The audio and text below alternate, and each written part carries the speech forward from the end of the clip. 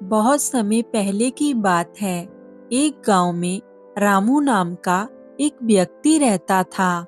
उसके परिवार में उसकी पत्नी, उसके दो बच्चे और उसकी एक छोटी बहन थी। रामू अपने परिवार का पालन पोषण किसी तरीके से मेहनत करके कर रहा था, लेकिन अब उसकी बहन बड़ी हो चुकी थी। वो विवाह करने के योग्य हो गई थी, लेकिन उसका विवाह करने के लिए रामू के पास इतने पैसे नहीं थे कि वह अपनी बहन का विवाह अच्छे से कर सके। वो बड़ा ही परेशान रहने लगा। वो सोचने लगा कि अपनी बहन के विवाह के लिए उसे पैसे कमाने होंगे और उसने किसी दूसरे गांव में जाकर काम करने का सोचा, क्योंकि उसके गांव में उसे इतना काम नहीं मिल रहा था। रामू अपनी पत्नी को कहने लगा कि भाग्यवान, मुझे काम करने के लिए दूसरे गांव जाना होगा। तुम बाद में हमारे बच्चों और मेरी बहन का ध्यान रखना, क्योंकि अब मैं जितने पैसे कमाता हूँ उसमें से तो हमारे घर का ही गुजारा बड़ी मुश्किल से होता है। मैं बहन का विवाह कैसे कर पाऊंगा, इसलिए मैं जा रहा हूँ। अपनी पत्नी से विदा लेकर रामू दूसरे गांव के लिए जाने लगा। चलते चलते वह दूसरे गांव में पहुंच गया। वहां पर जाकर उसने काम मांगना शुरू कर दिया। उसे एक दो सेठ मिले, जिन्होंने रामू को काम पर रख लिया। रामू अब हर तरीके का काम करने लगा, क्योंकि उसको अपनी बहन के विवाह के लिए पैसे कमाने थे। वो छोटा बड़ा हर एक काम करने लगा। पूरा पूरा दिन वो काम करता और रात को थक जाता और थक कर वो सो जाता। धीरे धीरे कर कर रामू को वहां पर काम करते हुए अब काफी समय हो गया था और उसने बहुत सारे पैसे जमा भी कर लिए थे। वो कोई भी फालतू खर्चा नहीं करता था। वो सिर्फ अपने दो वक्त के खाने के लिए ही पैसे खर्च करता था। अपनी बहन के विवाह के लिए जोड़कर रखता था। खूब मेहनत करने के बाद उसने 3 साल के अंदर 1 लाख रुपए जमा कर लिए थे। रामू के लिए 1 लाख रुपए भी बहुत बड़ी रकम थी। वो अपने परिवार के लिए इसमें से बहुत कुछ कर सकता था। अब तो रामू बहुत खुश हो गया था। वो सोचने लगा था कि जल्दी से मैं और थोड़े से पैसे इकट्ठा कर लूंगा और फिर मैं अपने गांव वापस चला जाऊंगा। लेकिन उसे एक बात की हमेशा चिंता सताती रहती थी कि मैं इतने सारे पैसे अपने साथ लेकर तो नहीं घूम सकता। इससे चोरी होने का डर है, और अगर मैं इन्हें कहीं पर घर में छिपा कर रखूंगा तो अगर मेरे काम पर जाने के पीछे घर में चोर आ गए तो वो इन पैसों को चुरा कर ले जा सकते हैं। मेरी सालों की कमाई कुछ ही मिनटों में साफ कर देंगे। अगर मैं घर में कहीं पर गड्ढा खोदकर इन पैसों को छुपाऊंगा तो क्या पता मुझे कोई इन पैसों को छुपाते हुए देख ले और बाद में ये पैसे निकालकर यहाँ से ले जाए, तो मैं क्या करूँगा। ये सारी बातें उसके दिमाग में घर कर गई थी। एक दिन कुछ लोगों से उसे पता चला कि यहाँ पर एक सेठ जी रहते हैं, जो कि बड़े ही ईमानदार हैं। वो लोगों के पैसे अपने पास जमा कर कर रखते हैं। अब शामू के मन में भी ये हुआ कि क्यों ना मैं अपने पैसे सेठ जी के पास जमा करवा आऊं। वहां पर मेरे पैसे चोरी भी नहीं होंगे और जब मैं घर पर जाऊंगा तो उनसे अपने सारे पैसे ले लूंगा और वहां पर मेरा पैसा सुरक्षित भी रहेगा। ये सोचकर रामू अगले ही दिन उस सेठ जी के पास चला गया और सेठ जी को 1 लाख रुपए देकर बोला, सेठ जी, ये मेरी बरसों की कमाई है। मैं इस गांव का नहीं हूँ। मैं यहाँ पर काम करने आया था और अपने परिवार के लिए मैंने ये सारे पैसे कमाए हैं। लेकिन मैं इन पैसों को अपने घर पर नहीं रख सकता, क्योंकि मुझे हमेशा यही डर लगा रहता है कि अगर किसी चोर ने ये पैसे चोरी कर लिए तो मेरे पास तो कुछ भी नहीं बचेगा। मुझे पता चला है कि आप यहाँ के सबसे ईमानदार सेठ हैं और आपके पास मेरा पैसा सुरक्षित रहेगा। इसीलिए मैं आपके पास अपनी धरोहर रखने आया हूँ। जब मैं अपने घर जाऊंगा तो मैं इन पैसों को आपसे ले जाऊंगा। सेठ भी उससे कहने लगा, हाँ हाँ भाई, तुमने बिल्कुल ठीक सुना है। मैं यहाँ का बहुत ही ईमानदार व्यक्ति हूँ। तुम जब भी चाहो अपने पैसे मेरे पास से आकर ले जाना। पर इतने सारे पैसे देखकर सेठ के मन में लालच आ गया था और वो सोचने लगा था कि ये व्यक्ति इस गांव का भी नहीं है। अगर मैं इसके पैसे रख लूंगा तो ये किसी को भी नहीं बता पाएगा कि इसने मेरे पास इतने सारे पैसे रखे थे। और इसकी बात का यकीन भी कौन करेगा, क्योंकि सब सोचेंगे कि इस गरीब के पास इतने सारे पैसे कहाँ से होंगे। और वैसे भी गांव वाले तो सब मुझे ईमानदार ही समझते हैं, तो मैं सबको बता दूंगा कि ये झूठ बोल रहा है। ये सारी बातें सोचने के बाद सेठ जी रामू को बोले, हाँ हाँ ठीक है रामू, अब तुम घर को जाओ। तुम्हारे पैसे मैं अपने पास रख लेता हूँ और तुम जब भी चाहो अपने पैसे मुझसे आकर ले जाना। रामू वहाँ से चला जाता है और वो फिर से काम करना शुरू कर देता है और वो बहुत खुश होता है कि उसके पैसे सेठ जी के पास बिल्कुल सुरक्षित हैं। अब उसके पैसे चोरी भी नहीं होंगे और वो खूब दिल लगाकर पहले की तरह मेहनत के साथ अपना काम करता है। और जब कई महीने काम करने के बाद उसके पास थोड़े पैसे और जमा हो गए तो वो अपने गांव वापस जाने की सोचने लगा। उसने सोचा कि कुछ पैसे तो मेरे पास ये हैं और जो मैंने सेठ जी के पास अपनी बड़ी रकम 1 लाख रुपए रखी थी, अब मैं वो भी ले लेता हूँ और वो सारे पैसे लेकर अपने गांव वापस चला जाऊंगा। यही सारी बात सोचकर जब वो सेठ जी के पास गया और अपने 1 लाख रुपए मांगने लगा तो सेठ उसे कहने लगा कि तुम कौन हो, भिखमंगे, भिखारी कहीं के। मैं तो तुम्हें जानता भी नहीं, और क्या तुम्हारे पास इतने ज्यादा पैसे हो सकते हैं भला? क्या तेरी पुश्तों ने भी 1 लाख रुपए देखे हैं कभी, जो तू अब 1 लाख रुपए की बात कर रहा है? तुझे पता है कि 1 लाख रुपए कैसे कमाए जाते हैं? और तेरे पास क्या सबूत है कि तुमने मुझे 1 लाख रुपए दिए थे? बेचारा रामू सेठ की ये बात सुनकर सुन्न-सा खड़ा रह गया कि ये मेरे साथ क्या हो गया।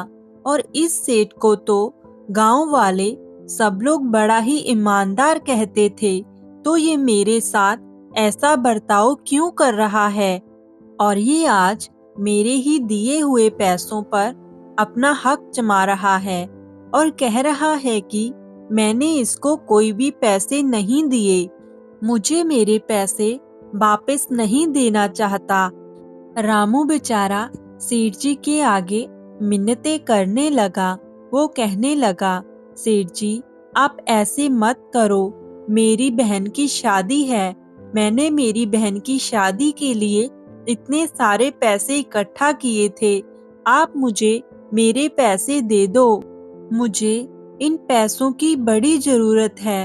आप मुझे मेरे पैसे दे दो सेठ जी, मैं अपने घर जाना चाहता हूँ। बड़ी मेहनत के साथ अपना पेट काट काट कर मैंने ये पैसे जोड़े थे और आज आप मुझे मेरे ही पैसे देने से इनकार कर रहे हो। सेठ जी आप ऐसा ना करो। रामू सेठ जी की मिन्नतें करता रहा, लेकिन सेठ जी के मन में तो अब लालच आ चुका था। सेठ अब रामू की कोई भी बात नहीं सुनना चाहता था। वो सबके पैसे ऐसे ही जमा कर लेता था और फिर उसके बाद देने के लिए इनकार कर देता था।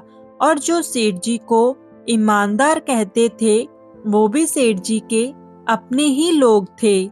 जब रामू ने जाने से इनकार कर दिया तो सेठ ने अपने आदमियों को बुलाया और उसे पीटने के लिए कहा।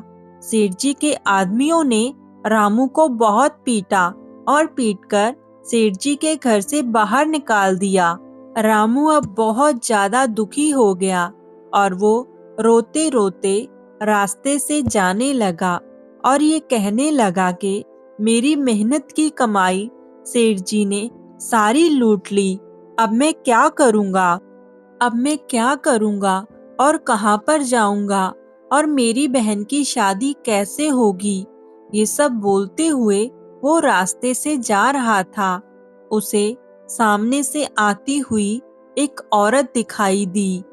वो औरत रामू के पास से गुजरने लगी और उसने रामू को कुछ बड़बड़ाते हुए सुना और वो फिर कहने लगी, अरे भाई, तुम क्यों रो रहे हो?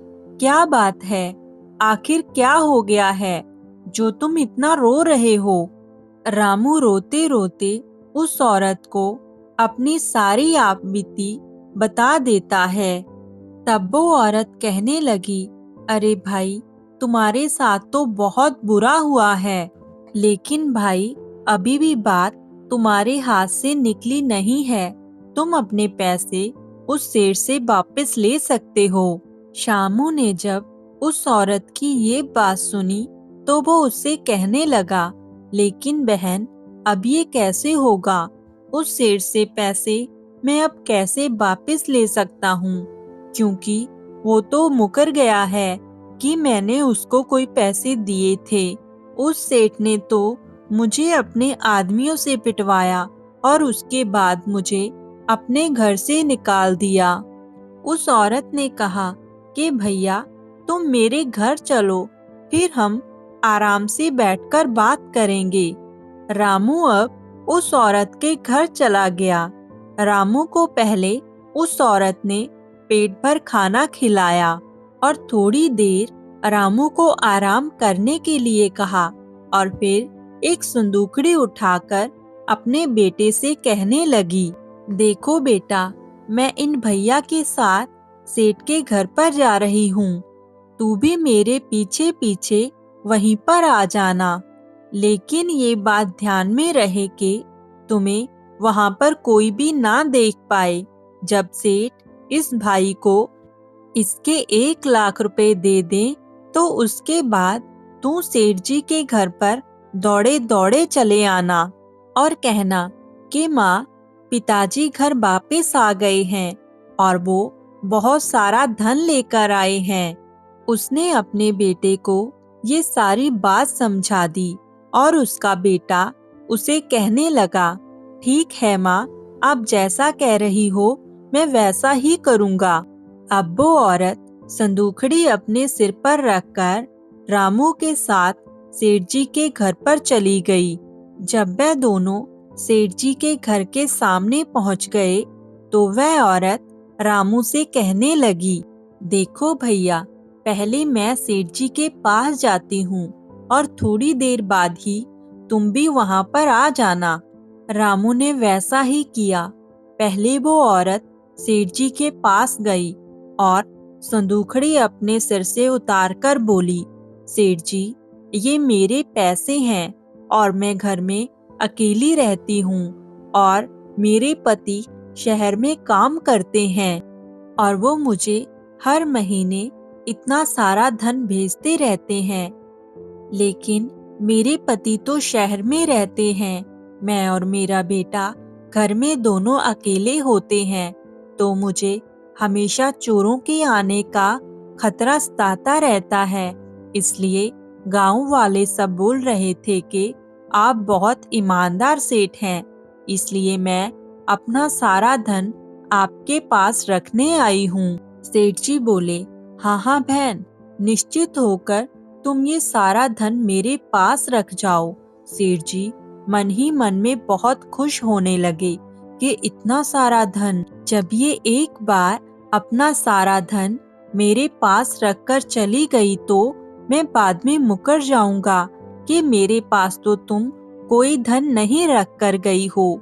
सेठ जी बोले, ठीक है बहन, अब तुम घर जाओ, मैं ये सारा धन अपने पास संभाल कर रख लेता हूँ और जब तुम्हारे पति आए तो तुम ये सारा धन ले जाना। इतने में वहाँ पर रामू आ जाता है और कहने लगता है, नहीं बहन, ये सेठ बहुत बेईमान है, तुम अपना धन इसके पास मत रखो, इसने मेरा भी धन नहीं दिया, मैंने इसे 1 लाख रुपए दिए थे और अभी ये मुकर गया है और बोलता है कि मेरे पास इतने सारे पैसे कहाँ से आएंगे, मैंने इसे कोई भी पैसे नहीं दिए, मैंने इसे अपनी मेहनत की कमाई दी थी, अब मैं क्या करूं? इसलिए तुम इसके पास ये धन मत रख कर जाओ, ये तुम्हारे भी पैसे नहीं देगा। तो सेठ जी घबरा जाते हैं और वो कहते हैं, नहीं नहीं रामू, तुम ये क्या कह रहे हो, मैंने तो ऐसा नहीं किया तुम्हारे साथ, तुम्हारे ही पैसे हैं वो, तुम जब मर्जी आकर ले जाओ।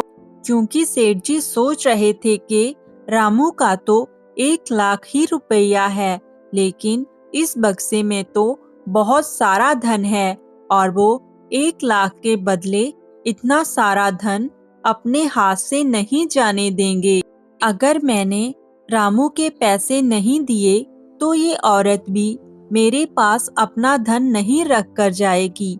तो सेठ जी ने सोच समझकर रामू को पैसे दे दिए और ऐसे कहने लगा कि जैसे कुछ हुआ ही ना हो और रामू को कहने लगा, रामू, मैंने तुम्हारे साथ कुछ भी बुरा नहीं किया, तुम तो वैसे ही गुस्सा कर रहे हो, तुम जब जी चाहो मुझसे धन ले जा सकते हो और यहाँ पर धन रख भी सकते हो।